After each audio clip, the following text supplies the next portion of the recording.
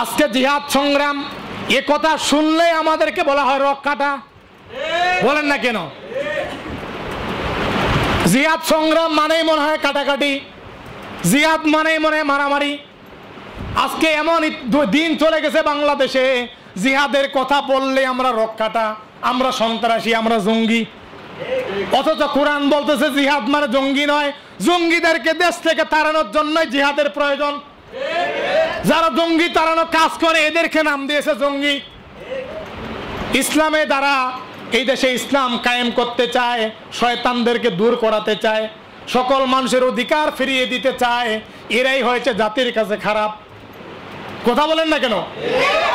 আল্লাহ বলছে ওয়াতুজাহিদুনা ফি সাবিলিল্লাহ, সংগ্রাম করতে হবে আল্লাহর পথে, লড়াই করতে হবে আল্লাহর পথে। এই লড়াইটা করবা যখন বিআমওয়ালিকুম ওয়া আনফুসিকুম, জান এবং মাল দিয়ে। কি দিয়ে বলেন তো? জান এবং মাল দিয়ে।